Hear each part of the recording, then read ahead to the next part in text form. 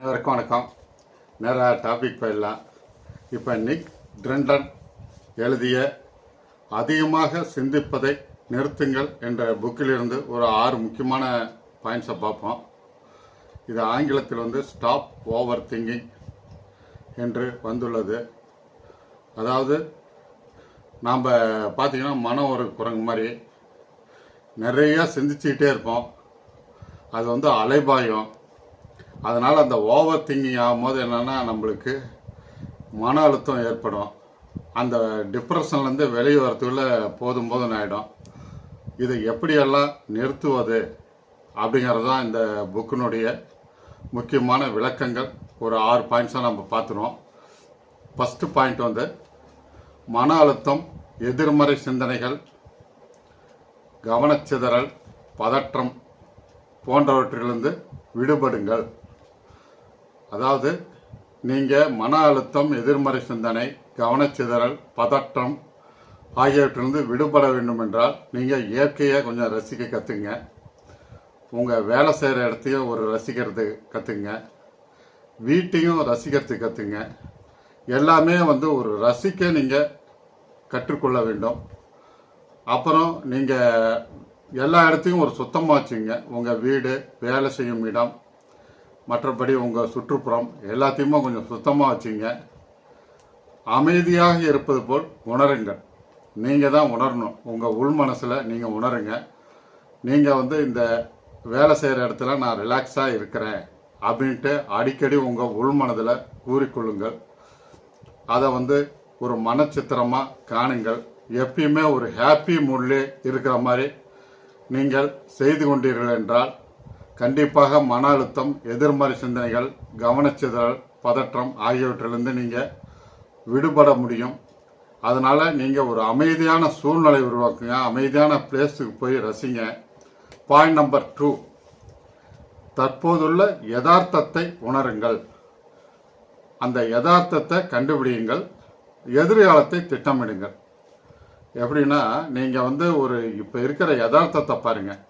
உங்கள் இலக்கு நீங்கள் பெருசாகவே இருக்கலாம். அப்போ நம்ம யதார்த்தத்தையும் உணருங்க.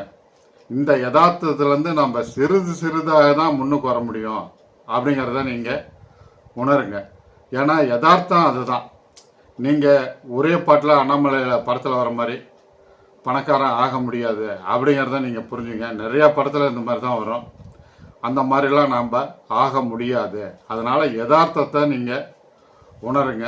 உங்கள் இலக்கு நிறைவேறாத போது மன அழுத்தம், எதிர்மறை சிந்தனை, கவனச்சிதறல், பதற்றம் ஆகியவெல்லாம் அப்போ தான் உங்களுக்கு ஏற்படும்.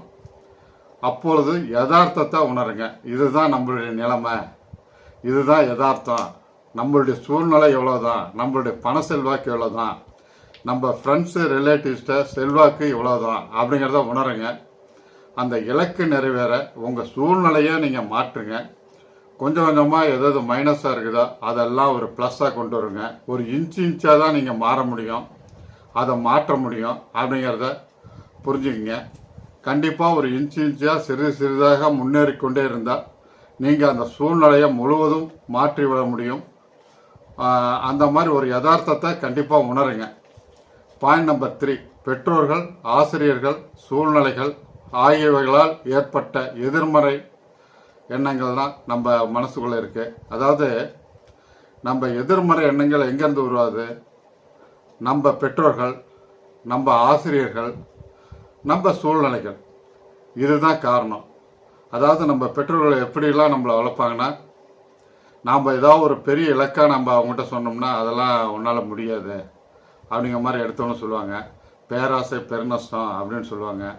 அதுக்கடுத்து இது இருக்கிற வேலை பாரு, நம்மளால் முடிஞ்சது எவ்வளோதான் அப்படிங்கிற மாதிரி ஒரு இயலாமையவே சொல்லிட்டு இருப்பாங்க. இது உங்கள் எதிர்மறை எண்ணங்களை உருவாக்கியிருக்கும். அதே மாதிரி ஆசிரியர் ஸ்கூலுக்கு போனாலும் சரி, காலேஜுக்கு போனாலும் சரி, நீ நல்லா படிச்சுட்டு வேலைக்கு போனால் தான் நீ நிம்மதியாக இருக்க முடியும் என்று கூறுவார்கள்.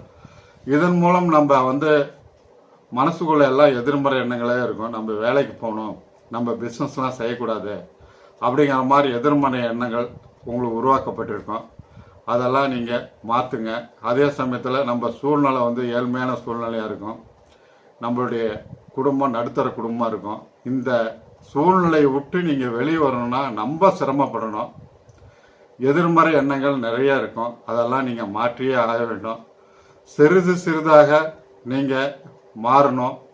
இதெல்லாம் வந்து ஒரு இலக்கு, நீங்கள் பெரிய இலக்காக வைக்கும் போது இந்த சூழ்நிலை எல்லாமே உங்களுக்கு சப்போர்ட் பண்ணாது. அப்போ சிறிது சிறிதாக இன்ச்சாக நீங்கள் முன்னுக்கு வர வேணும். இந்த ஓவர் திங்கிங் அப்போ தான் நிறையா உங்களுக்கு வரும்.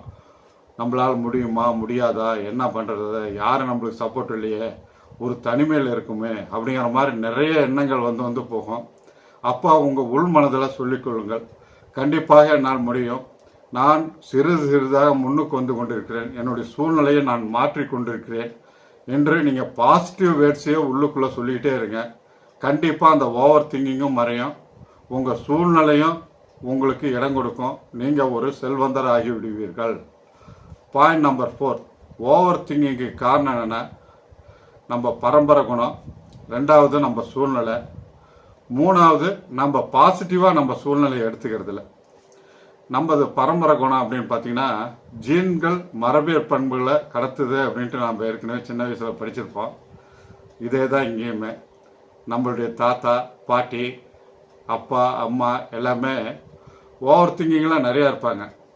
அந்த மாதிரி ஓவர் திங்கிங்கில் அவங்க இருந்தாங்கன்னா அந்த குணம் நம்மளுக்கு அப்படியே வந்துடும். அதில் எந்த மாற்று கருத்தும் இல்லை. அதை கொஞ்சம் கொஞ்சமாக தான் நம்ம மாற்றி ஆகணும். 2வது நம்மளுடைய சூழ்நிலை பார்த்திங்கன்னா நம்ம இலக்குக்கு சூழ்நிலை வந்து இடம் கொடுக்காது.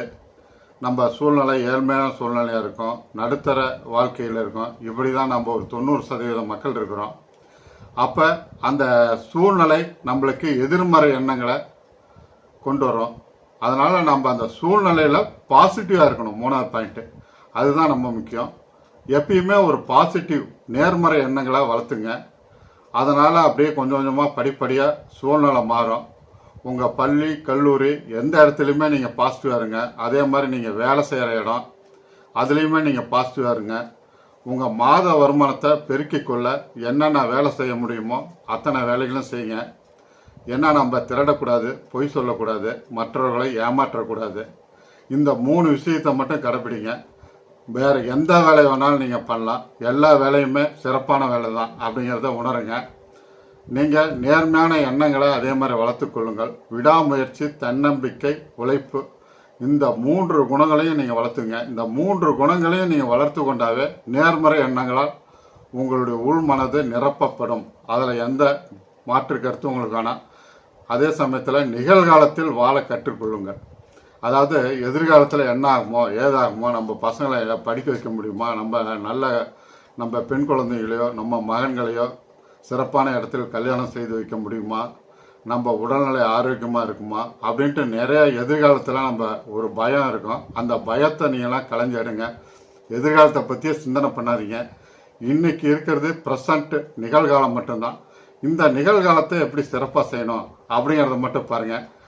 கடந்த காலத்தில் நிறைய கசப்புணர்வு ஏற்பட்டிருக்கும், நிறைய தோல்விகள் ஏற்பட்டிருக்கும். அதெல்லாம் எப்பயுமே நினச்சிட்டு இருக்காதீங்க. நிறையா அவமானப்பட்டிருப்பீங்க. இதெல்லாம் நீங்கள் மறந்துட்டு இப்போ நிகழ்காலத்தில் என்ன செய்ய முடியும், எப்படி பாசிட்டிவாக இருக்க முடியும் அப்படிங்கிறத மட்டும் நீங்கள் நினச்சிங்கன்னா கண்டிப்பாக உங்கள் எதிர்காலம் சிறப்பாக இருக்கும். நீங்கள் அந்த ஓவர் திங்கிங்கிலிருந்து விடுபட முடியும். பாயிண்ட் நம்பர் 5, உங்களுடைய மன அழுத்தத்தை நிவாரணம் செய்யும் ஒரு 4A என்னென்னு பார்த்தீங்கன்னா அவாய்ட், ஆல்டர், அக்செப்ட், அடாப்ட். அவாய்ட்னா தவிர்த்தல், ஆல்டர்னா மாற்று ஏற்பாடு, அக்செப்ட்னா ஏற்றுக்கொள்ளுதல், அடாப்ட்னா அதற்கேற்ப நம்ம மாற்றிக்கொள்ளுதல். இந்த 4 விஷயத்தையும் செய்யும் போது உங்கள் மன அழுத்தம் கண்டிப்பாக குறைஞ்சிரும். உலகத்திலே மிகப்பெரிய ஹாஸ்பிட்டல் மாயோ ஹாஸ்பிட்டல், இது வந்து யூஎஸில் உள்ளது. இந்த ஹாஸ்பிட்டலில் முக்கியமான வேலையை என்னென்னா இந்த மன அழுத்தத்தை நிவாரணம் செய்கிறது தான். அவங்க இந்த 4A டெக்னிக்கை தான் பயன்படுத்துகிறாங்க. இந்த 4A டெக்னிக்கிறது ரொம்ப சிம்பிள். ஃபஸ்ட்டு வந்து அவாய்ட் அப்படின்னா நம்மளுக்கு நம்ம பிடிக்காத மனிதர்கள் இருப்பாங்க, பிடிக்காத சம்பவங்கள் இருக்கும். இந்த மாதிரி நடக்கும் போது அந்த இடத்த தவிர்த்துறது நல்லது. அந்த இடத்த அவாய்ட் செய்துவிட்டு நகர்ந்து விடுவது நல்லது. அந்த பிடிக்காத இடத்திற்கு நீங்கள் செல்லாமல் இருப்பதே நல்லது. இதுதான் அவாய்டு. ஆல்டர் அப்படிங்கிறது மாற்று ஏற்பாடு இது வந்து பார்த்திங்கன்னா குடும்பத்தில் மிக முக்கியமான ஆளாக இருக்கும். நம்ம பிரதர்ஸாக இருக்கும், சிஸ்டராக இருக்கும், அப்பா அம்மாவாக இருக்கும், குழந்தைகளாக இருக்கும். இவங்க நம்மளை வந்து நிறையா டென்ஷன் பண்ணுவாங்க. நாம் நினைக்கிற மாதிரி அவங்க நடக்க மாட்டாங்க. அப்போ அவங்கள மாற்ற தான் நம்ம முயற்சி பண்ணோம். அவங்கள கொஞ்சம் கொஞ்சமாக கன்வின்ஸ் பண்ணோம். அவங்கள எப்படி மாற்ற முடியும் அப்படிங்கிறத சிந்தித்து அன்பான முறையில் செய்யும் போது அது கண்டிப்பாக ஆல்டர் ஆகும். அப்போ அதுக்கடுத்தது அக்செப்ட். இது வந்து நம்ம குடும்பத்தில் நெருங்கிய நபர்கள் இருப்பாங்க. இவங்க வந்து நம்மளை தொடர்ந்து தொந்தரவு கொடுத்துட்டே இருப்பாங்க. அப்போ நம்ம அந்த இதை வந்து நம்ம அக்செப்ட் பண்ணிக்கணும். இப்படி தான் பண்ணுவாங்க அப்படிங்கிறத ஃபஸ்ட்டு அக்செப்ட் பண்ணிங்க. அக்செப்ட் பண்ணிட்டு அதுக்கு மேலே அடாப்ட் ஆகுங்க. அடாப்ட்டுங்கிறது என்னென்னா நீங்கள் அதற்கேற்றபடி மாறிக்கொள்ள வேண்டும். நீங்களே மாறிக்கணும். அப்போ அவங்களுக்கு தகுந்த மாதிரி நீங்கள் மாறிட்டு கொஞ்சம் கொஞ்சமாக அவங்கள மாற்ற முயலணும். கண்டிப்பாக மாறுவாங்க. இதெல்லாம் நிதர்சனமான உண்மை, யதார்த்தம் அப்படிங்கிறத உணருங்க. இந்த 4 மெத்தடையும் பயன்படுத்துங்க. கண்டிப்பாக உங்கள் மன அழுத்தத்திலேருந்து நீங்கள் விடுபட முடியும். பாயிண்ட் நம்பர் 6, எதிர்மறை சுழல். இது பார்த்தீங்கன்னா ஒரு 4 பாயிண்டாக ஆசிரியர் கொடுத்துருக்காரு. செயல்கள், சிந்தனை, உணர்வுகள், உடல், மனம். இப்படி வந்து சுழன்று தான் வந்துட்டு இருக்கோம்.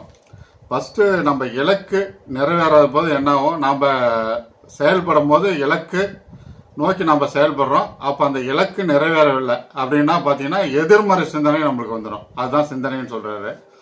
உணர்வுகள் பார்த்தீங்கன்னா அந்த எதிர்மறை சிந்தனைகள் வந்து நம்மளை வந்து ஆட்கொள்ளும். இதன் மூலம் நம்ம உணர்வுகள் வந்து பாதிக்கப்படும். 4வது வந்து இதனால் உடல், மனம் பாதிக்கப்படும். அப்போ வந்து நம்ம எந்த வேலையும் செய்ய முடியாது. அப்படிதான் இந்த எதிர்மறை சுழல், ஓவர் திங்கிங் பண்ணும்போது இந்த எதிர்மறையான சுழல்கள் வந்து சுற்றி கொண்டே இருக்கும். ஃபஸ்ட்டு செயல்களாக இருக்கும், அடுத்து சிந்தனையாக மாறும், அடுத்தது உணர்வுகளாக வரும், அடுத்தது உடலையும் மனத்தையும் பாதிக்கப்பட வைக்கும். அதனால் இந்த எதிர்மறை சிந்தனைகளை நீங்கள் கொஞ்சம் கொஞ்சமாக நிறுத்தியாக தான் ஆகணும். இப்போ ஒரு வேலையை வந்து அவசர கதியாக நீங்கள் பண்ணாதீங்க. ஒரு வேலையை வந்து கடைசி நேரத்தில் செய்யணும்னு செய்யாதீங்க. கொஞ்சம் கொஞ்சமாக ஒவ்வொரு நாளாக செஞ்சுக்கிட்டே இருந்தீங்கன்னா படிப்படியாக அந்த வேலை குறைஞ்சி உங்களுக்கு அந்த ஓவர் திங்கிங் வராது. 2வது பார்த்தீங்கன்னா மழை பெய்து கொண்டிருந்தால் மழை பெய்யட்டும் என்று விட்டு விடுங்கள் அப்படின்ட்டு காப்மேர் அவர் புக்கில் சொல்லியிருக்காரு. இப்போ வந்து ஒரு அவசர வேலைக்கு சென்று கொண்டிருக்கிறீர்கள், அப்பொழுது மழை பெய்து கொண்டிருக்கிறது, ஒரு இடத்துல நிற்கிறீங்க, உங்கள்கிட்ட ரெயின் கோட்டும் இருக்குது, இருந்தாலும் நீங்கள் மழை அதிகமாக பெய்யும்போது ரெயின் கோட்டு வேலை செய்யாது. ரெயின் கோட்டு மூலமாக எந்த பலனும் இல்லை. அப்போ வந்து உங்கள் மனசு ஓவர் திங்கிங், அடடா செய்ய முடியலையே வேலையை, இது இந்த நேரத்தில் முடிக்கணுமே அப்படின்ட்டு உங்கள் மனது பதற்றப்படும், ஓவர் திங்கிங் ஆகும். அதெல்லாம் நீங்கள் செய்யாதீங்க. இயற்கையை நீங்கள் வெல்லணும்னு நினைக்காதீங்க. மழை பெய்து கொண்டிருந்தால் மழை பெய்யட்டும் என்று விட்டு விடுங்கள் அப்படிங்கிறது தான் என்னுடைய பாயிண்ட்டு. 3வது பாயிண்ட்டு, எந்த நேரையும் நம்ம வந்து இயற்கை சூழ்நிலைக்கு தகுந்த மாதிரி தான் நாம் நடக்கும். அதனால் இயற்கை எப்படி செல்கிறதோ அந்த வழியிலேயே செல்லுங்க. இந்த மாதிரி இந்த 6 பாயிண்ட்ஸையும் கடைபிடிங்க. இந்த ஓவர் திங்கிங்லேருந்து விடுபடுங்க. ஒரு மன நிம்மதியாக வாழுங்க. ஒரு மகிழ்ச்சியோடு இருங்க. இது பிடிச்சிருந்தா லைக் பண்ணுங்கள், சப்ஸ்கிரைப் பண்ணுங்கள், ஃப்ரெண்ட்ஸ் அண்ட் ரிலேட்டிவ்க்கு ஷேர் பண்ணுங்கள். டைம் கிடைக்கும் போதெல்லாம் என்னுடைய பழைய வீடியோக்கள்லாம் பாருங்கள். உங்கள் மன அழுத்தத்திலேருந்து வெளியே வாங்க.